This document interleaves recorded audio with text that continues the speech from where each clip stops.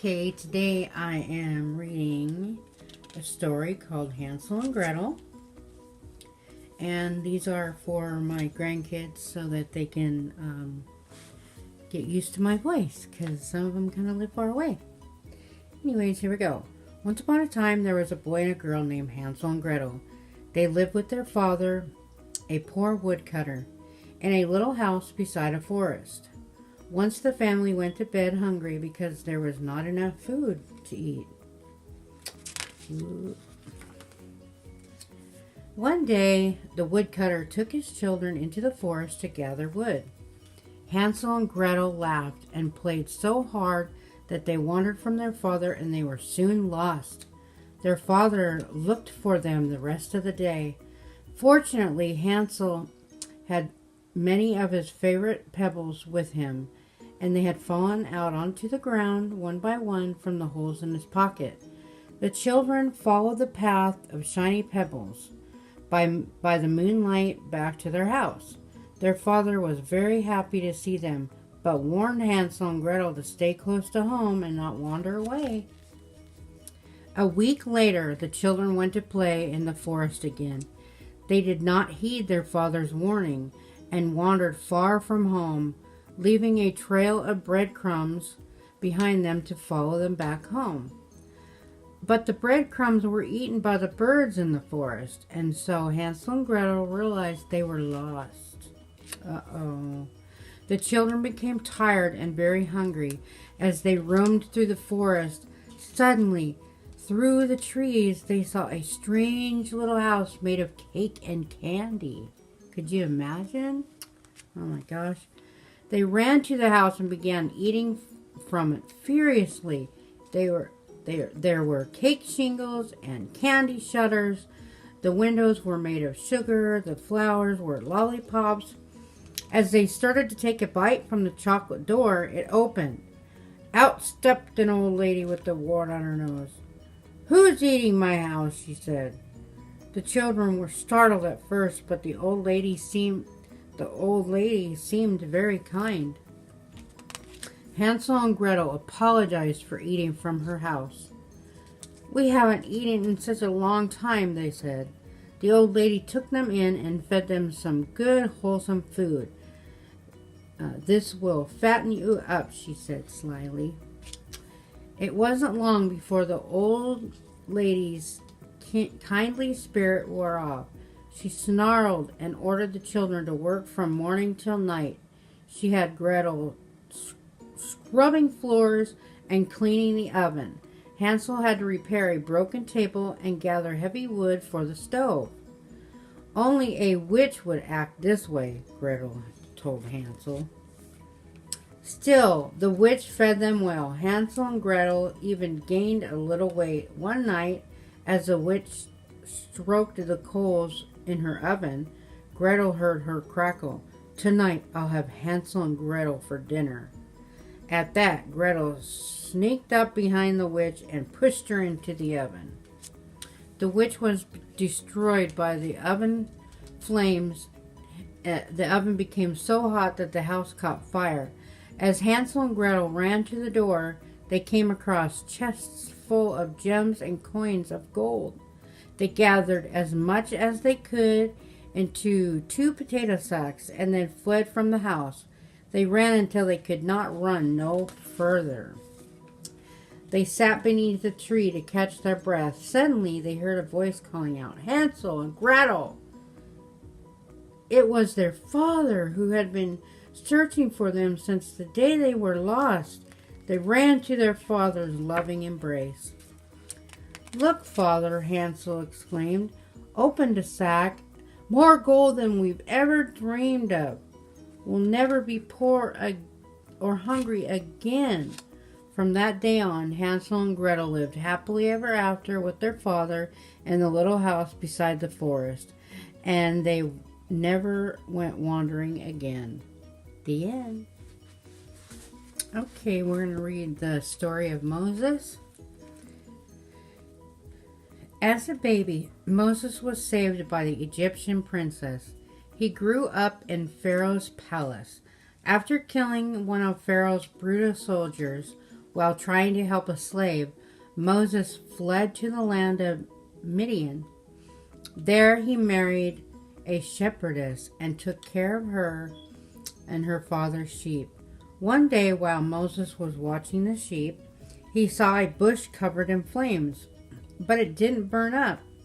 God spoke to Moses from within the bush and said, "Moses, Moses." Moses replied, "Here I am."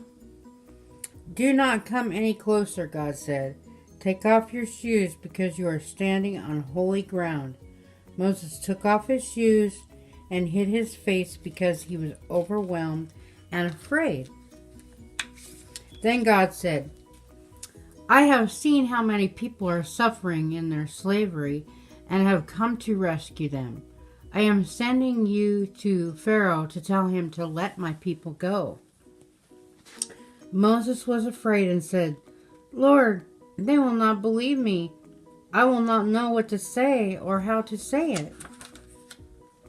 God told Moses, "Bring your brother Aaron with you to help you speak, and I will be with you both." So Moses took his wife and sons and journeyed back to Egypt. Moses and Aaron stood before Pharaoh and said, "You must let God's people go so that they can worship him, or he will send plagues on Egypt." Pharaoh said, "I don't know your God. I will not let your people go." So God turned all of the water in the land into blood. The fish died there, so no water could be drank. Even the pitchers and pots in their homes held blood instead of water, but Pharaoh would not free the slaves. Then God sent thousands and thousands of frogs. They filled the river and came into the houses. Frogs were on beds, in ovens, and on tables. Frogs were everywhere. Pharaoh said to Moses, "Ask your God to take all the frogs away, and then I will let your people go." But when the frogs were gone, Pharaoh still said no. God told Moses, "Have Aaron strike the ground with the rod." So Aaron did, and instantly the sand became millions of gnats, and the gnats crawled over every animal, man, woman, and child. It was terrible. Then Moses said to Pharaoh, "Let my people go." And Pharaoh said, "No." So God sent swarms of flies into Pharaoh's house and the house of his servants. Soon flies covered the entire land. Pharaoh told Moses, "I will let everyone go. Just ask your God to take these flies away." But when the flies were gone, Pharaoh changed his mind and would not let the people go. God sent sickness and sores and hail and locusts. Each time Pharaoh begged Moses to ask God to take the new trouble away. And each time Moses did, Pharaoh still refused to let the people go. God told Moses to stretch his hands towards the sky. Darkness spread over Egypt. After 3 days, Pharaoh sent for Moses. "Go, but your animals must stay in Egypt." When Moses said, "Our animals must go with us to serve the Lord," Pharaoh did not let the people go. God told Moses, "I will bring one more plague after this. Pharaoh will let you go." At midnight, God caused all of the firstborn sons to die. Moses instructed the Israelites to put the blood of the lamb on their doorways so that the angel of death would pass over their homes. Pharaoh's own son died. In this great sorrow, Pharaoh called for Moses and Aaron and said, "Leave Egypt, take your people and animals, and go." For 430 years, the Israelites had been enslaved in Egypt. Now they packed all that they had and left with their children, their herds, and flocks of animals to follow Moses out of Egypt. God guided them with a visible pillar of cloud by day and a pillar of fire by night. Soon the Israelites came to the edge of the Red Sea. When Pharaoh realized that the Israelites had fled, he changed his mind and said, "What have I done?" Pharaoh and his army chased the Israelites, and when the Israelites saw the Egyptians, they were terrified. Then God told Moses, "Lift up your rod over the water," and the Israelites watched as Moses followed God's instructions. God rolled the sea back so that the people could walk through on dry ground. Once the Israelites were across the sea, God told Moses to stretch his hand over the sea. The waves fell upon Pharaoh's army, and they all drowned. The Israelites were safe. God wanted the Israelites to believe in him and put their trust in him. God wants us to believe in him too.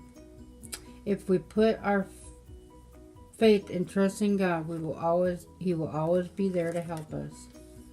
The waters were divided, and the Israelites went through the sea on dry ground, with a wall of water on their right and on their left. Exodus 14:22.